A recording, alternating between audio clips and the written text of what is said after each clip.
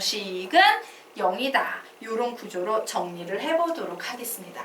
그래, 요거 FT부터 넘어올까? FT 이렇게 써주고 그 다음 요 녀석 전개합니다. 플러스 F-T A 그리고 이렇게 전개합니다. 마이너스 F-T에다가 T를 곱한가 그리고 여기에는 플러스 B 넘어오니까 마이너스 B 써주고는 0이야. 뭐 이런 식으로요. 3차 방정식을 정리를 해버릴 거예요. 되겠습니까? 자, 그러면 봐. 여기서 AB는 사실 어떤 특정 숫자일 거 아니야. 그럼 얘는 3차 방정식이 됐네. 자, 3차 방정식에서 이 T가 의미하는 게 뭐였는데? 접점의 X좌표였지. 자, 이렇게 되는 거예요. 접선의 개수를 구하시오라는 얘기는요. 다시 접점의 개수를 구하라는 얘기랑 똑같아. 왜? 접선이 생기면 항상 접점이 생겨날 거 아니야. 즉 접선이 2개 생기면 접점은 2개 생길 거고 접선이 3개 생기면 접점은 3개 생길 거기 때문에요. 접선의 개수를 구하시오라는 문제는 접점의 개수를 구하시오라는 문제인데 이 접점의 개수는 이 3차 방정식의 뭐와 같다? 실근의 개수와 같다예요. 되겠습니까? 그래서 얘는 결국에는 저 아래 보이는 저 3차 방정식의 실근의 개수랑 똑같네 라고 이렇게 정리할 수 있겠죠. 자, 그러면 얘기해보자. 3차 방정식의 실근의 개수가 3개일 때 우리가 활용해야 되는 개념 뭡니까? 극대값, 극소값은 0보다 작다라는 개념이죠. 3차 방정식의 실근의 개수가 2개일 때 우리가 활용할 수 있는 개념은 뭐예요? 극대값, 극소값은 0이다 라는 개념 되겠죠. 자, 3차 방정식의 실근의 개수가 한 실근과 두억은 일명 한 개밖에 없어요. 그럴 때는 어떻게? 극대값과 극소값은 0보다 크다라는 거 아시죠? 그러므로 방정식의 실근의 개수를 구하려면 나는 뭐만 구하면 되겠어? 극대값, 극소값의 부호만 보면 되는 거야. 되겠습니까? 자, 논리 이해가 되시죠? 예, 좀 복잡할 수도 있는데 차분히 공부하셔가지고 요 표를요 머릿속에 딱 집어넣으셔야 돼요.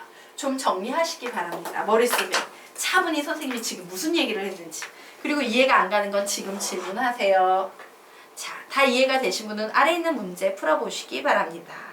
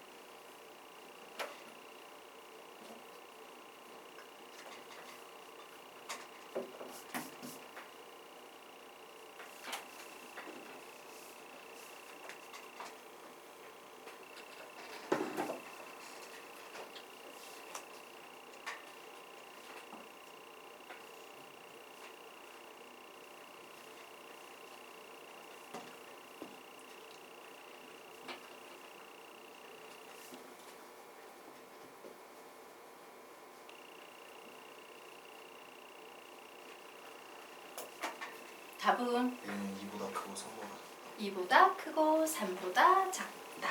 20초 후에 같이 풀게요. 마무리 지으십시오.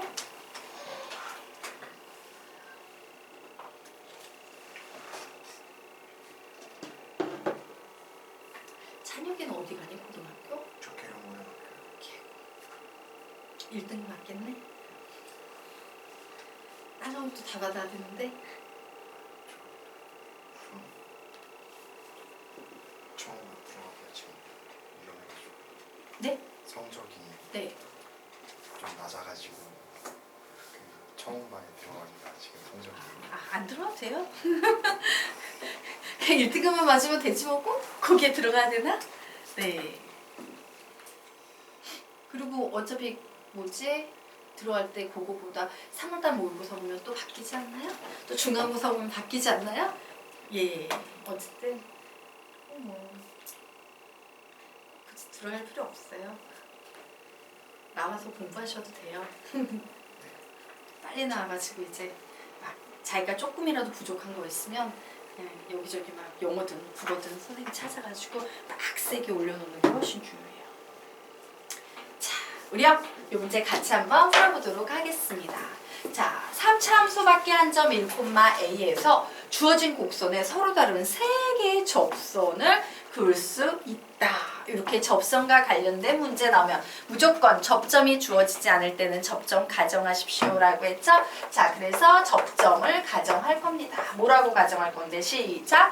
t, t의 세제곱 플러스 2. 왜? ft가 t의 세제곱 플러스 2니까. 자, 그리고 기울기를 구합니다. 기울기는 얘를 미분하면 되죠? 뭐가 되겠습니까? 3t의 제곱 이렇게 되겠네요. 자, 접점과 기울기를 이용해서 선생님이 접선의 방정식 만들 거예요. 불러볼까? 시작!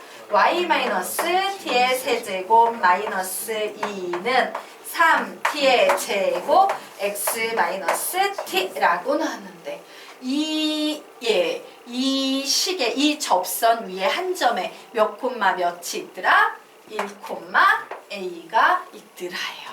그래서 a는 사실은 뭐야? 미정계수야. 아직 정해지지 않은 계수일 뿐이지 숫자에 불과합니다. 그래서 가만히 이 식을 째려봤더니 얘 t가 난 3차 방정식이 되겠구나. 아, 이 t가 바로 접점의 개수인데 접선이 3개니까 t의 실근값이 3개가 나와야 되겠구나.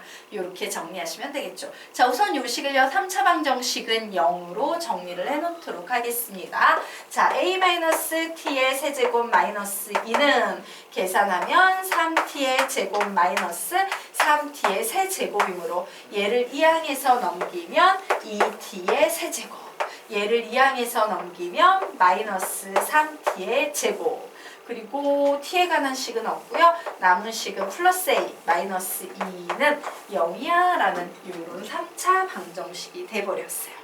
자, 이 3차 방정식이 몇 개의 실근을 갖는다고?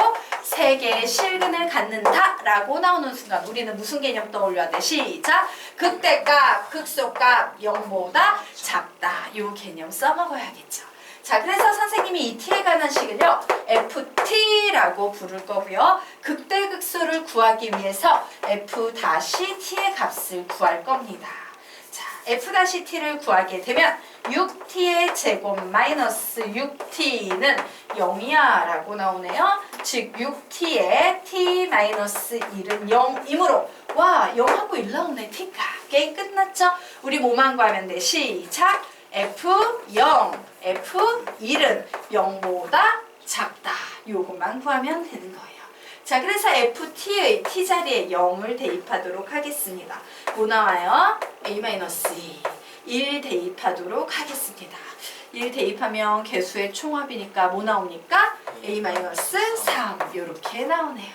결국 A는 2보다 크고 3보다 작다 라고 답이 나오겠습니다. 되겠습니까? 네, 정리하시기 바랍니다.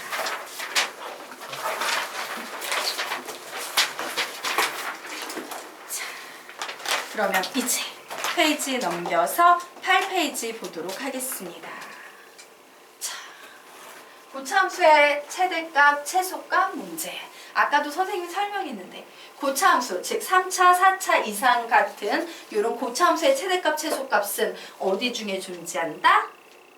극대값, 극소값, 양끝값 중에 존재한다. 극대값, 극소값, 양끝값 중에 존재한다. 예, 라고 적어 놓으십시오. 자, 그리고 부등식이 등장하는 문제는요. 그래프를 그려서 해결하시면 됩니다. 그래프! 라고 적어 놓으시기 바랍니다. 자, 지금부터 엄청 유치하고 쉬운 얘기를 줄줄이 해보도록 할 거예요.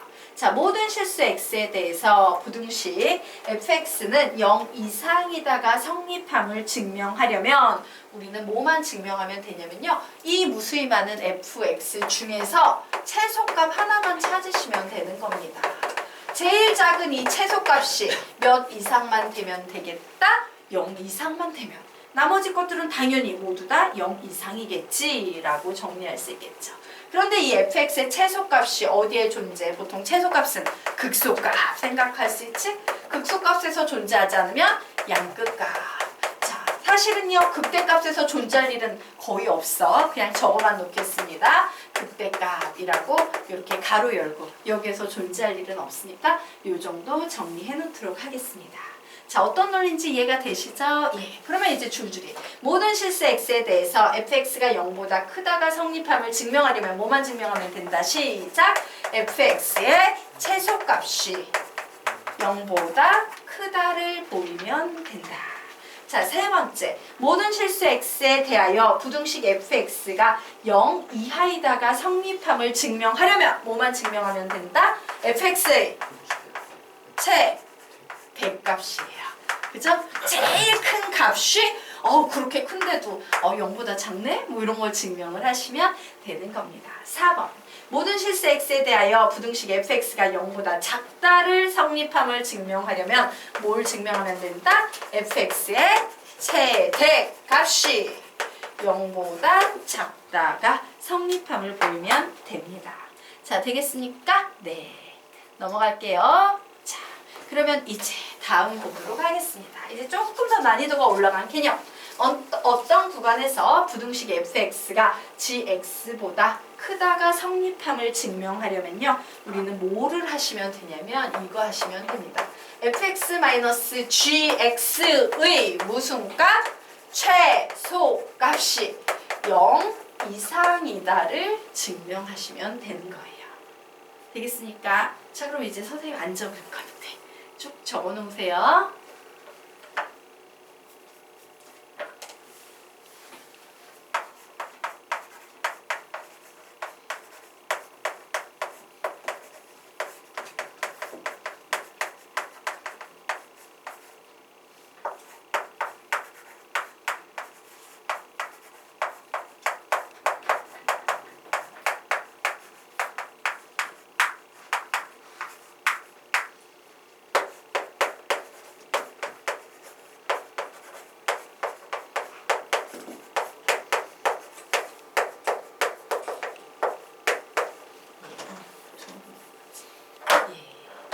선생님이 칠판에 적어놓은 것과 똑같이 적어놓으셨습니까? 네. 되겠죠? 전혀 어려운 개념 아니지? 당연한 개념이에요.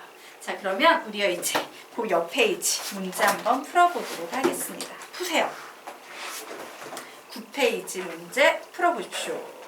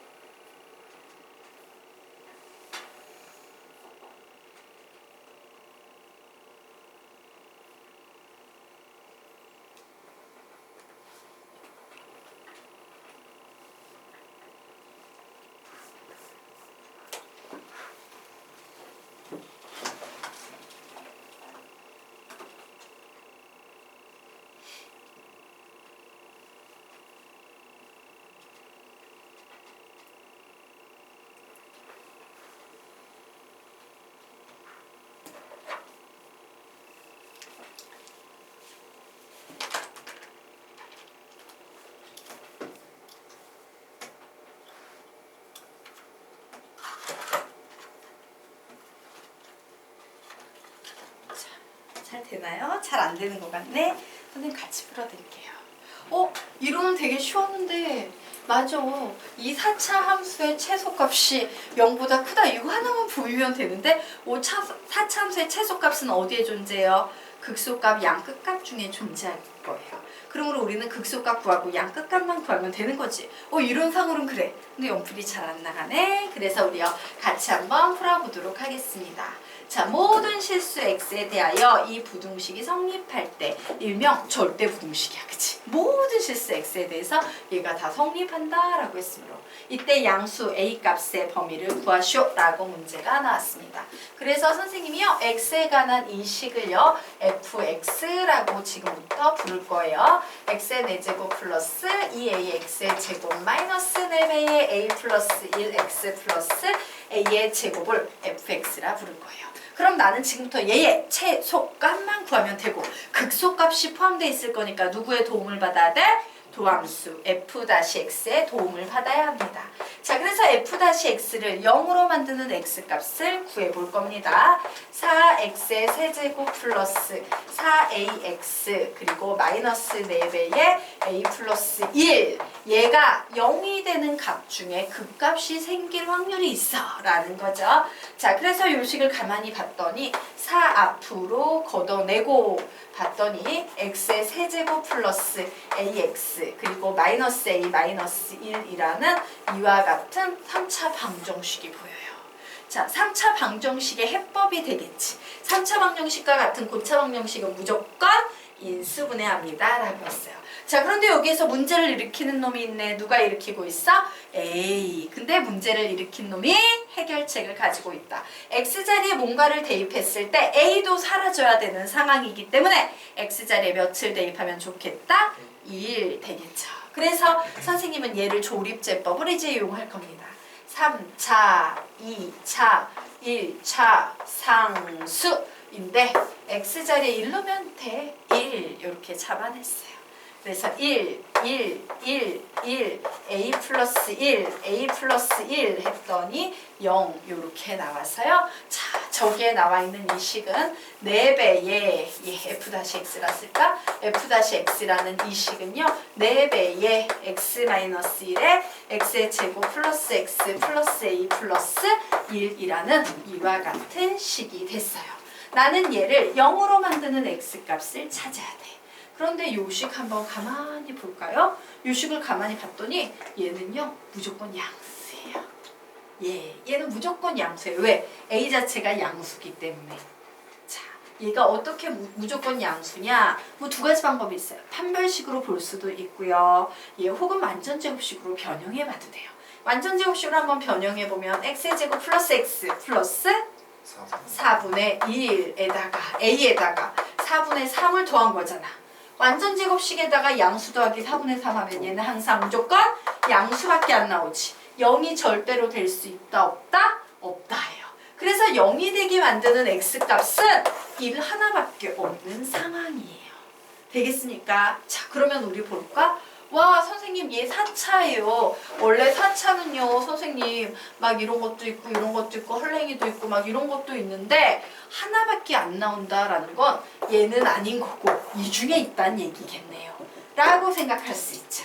즉 얘는 극소값만 존재하는데 그 극소를 만들어내는 x가 몇이다? 1이다요. 자, 그러면 여기에서 최소값은 어디에서 생기겠어? 당연히 극소에서 생기겠지. 이 극소값이 0보다 크기만 하면 되겠네요.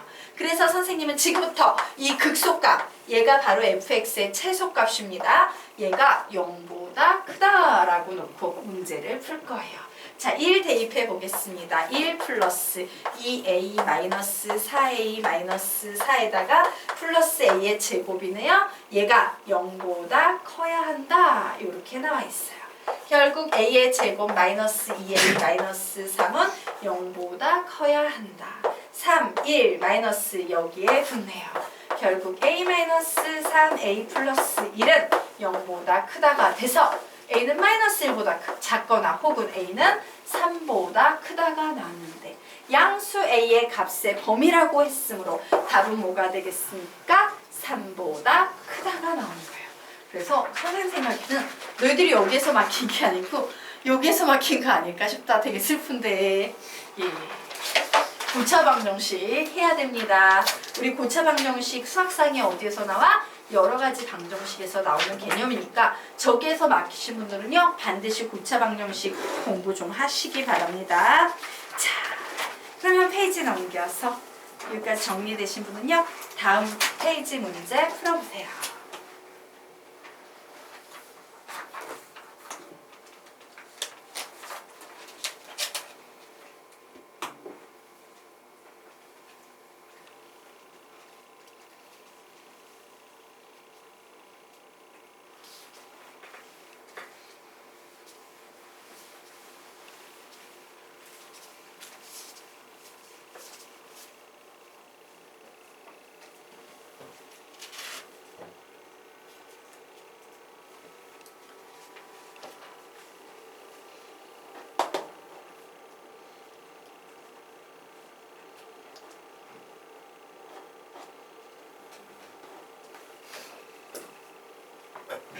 답은 -7.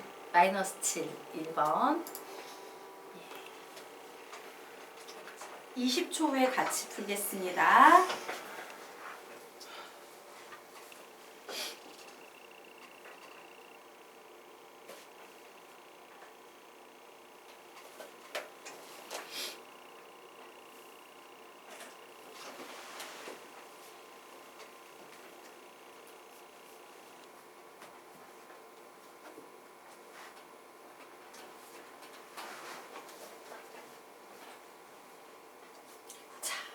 우리요 문제 같이 한번 풀어보도록 하겠습니다. 자, 고차 방정식에 요 부등식이 항상 성립하도록 하는 실수 k의 최대값 구하래요. 마치 어떤 상태? fx가 gx보다 크다 이런 상태죠. 그러면 gx를 이항해가지고 0 이상이다로 바꿔서 풉니다 라고 했죠. 한쪽으로 다 넘기겠습니다. 2x의 세제곱 플러스 3x의 제곱 마이너스 12x 마이너스 k는 0 이상이다가 성립하도록 하는 실수 k의 최대값을 구하시오 라고 문제를 바꿔놓고 얘는 x에 관한 식이므로 fx라고 부를 거예요. 그런데 얘가 3차 식이므로 무조건 누구의 도움을 받아야 돼?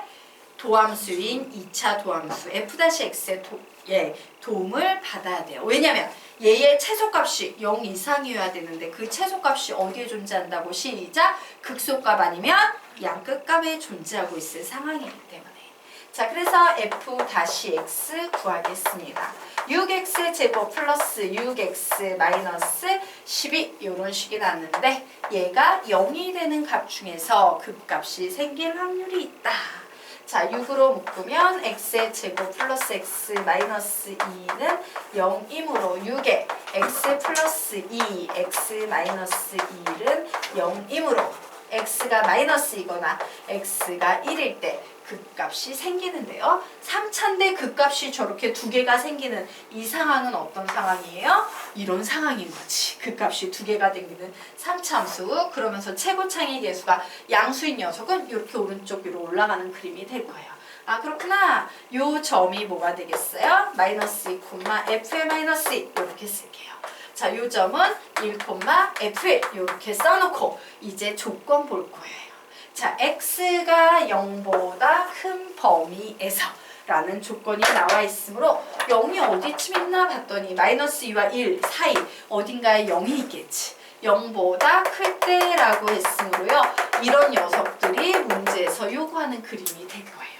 자, 이때 바로 요 부등식을 만족하는 실수 k의 최대값이죠. 그러면 뭐가 돼? 요 하얀색 그림에 있는 것이 0보다 위쪽에 있으면 된다. x축보다 위쪽에 있으면 된다. 이기 때문에 결국 f1이 뭐보다 크다? 0 이상이다. 이렇게 정리를 해서 들어가시면 되겠죠. 맞습니까? 맞나요? 네. 대답이 없어서. 자, f를 구해보도록 하겠습니다. x자리에 1 대입합니다. 2 플러스 3 마이너스 12 마이너스 k는 0 이상이다.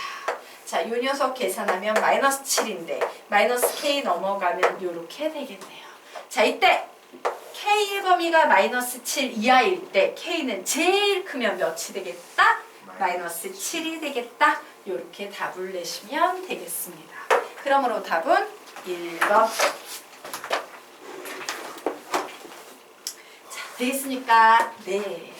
자, 이래서 도함수를 활용해서 푸는 이제 잡다한 개념들이요. 이제 도함수의 활용 3에서 이제 앞에서 막 자잘하게 다 정리가 됐어요. 자, 이제 다시 되게 중요한 주제가 되는 새로운 개념으로 넘어가도록 하겠습니다. 활용 문제 끝판왕이죠. 예. 자, 보도록 할게요. 위치, 속도, 가속도와 관련된 문제예요.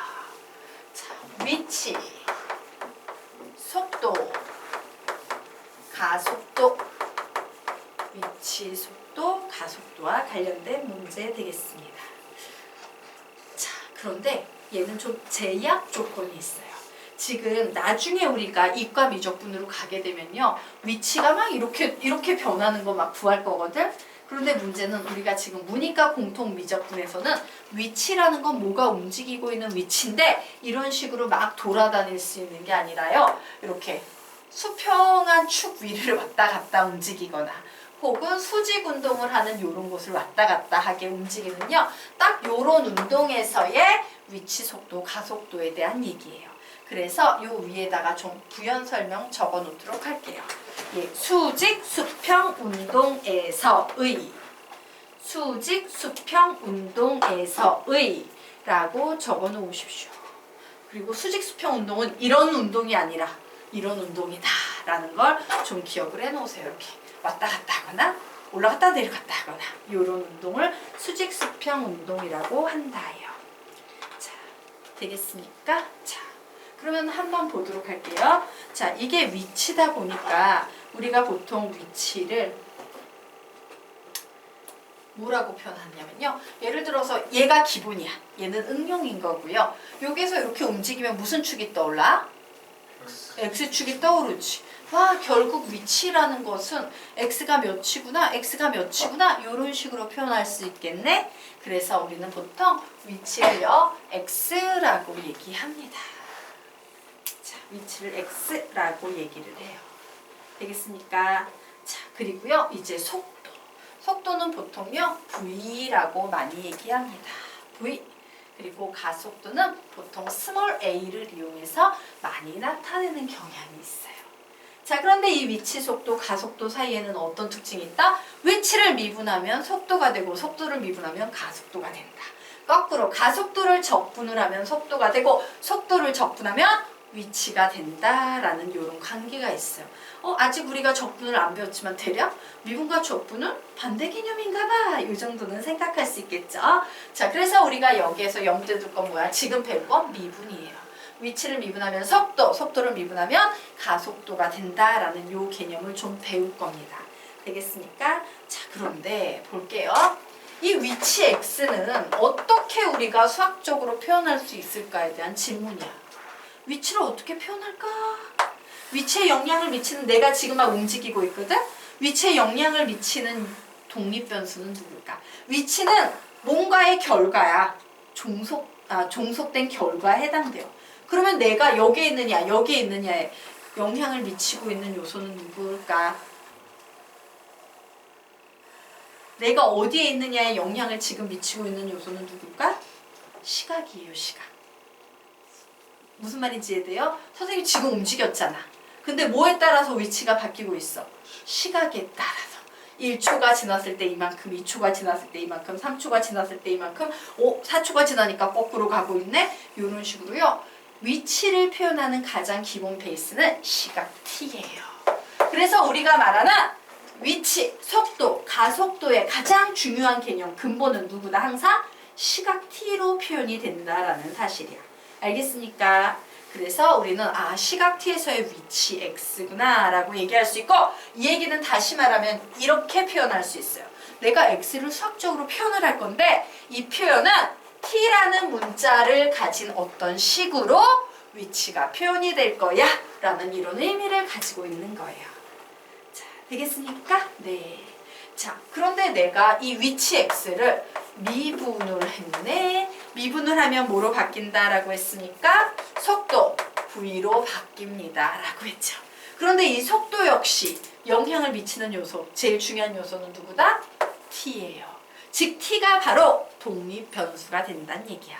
알겠습니까? 시각 T에 따른 속도, 시각 T에 따른 가속도, 시각 T에 따른 위치, 이런 식으로 T가요 모든 결과를 만들어내는 독립 변수, 그리고 X, V, A는 전부 다 종속 변수에 해당이 되는 겁니다. 자, 그러면 우리는 지금부터 이 V를 표현을 해볼 거야. 그런데 속도는 위치를 미분한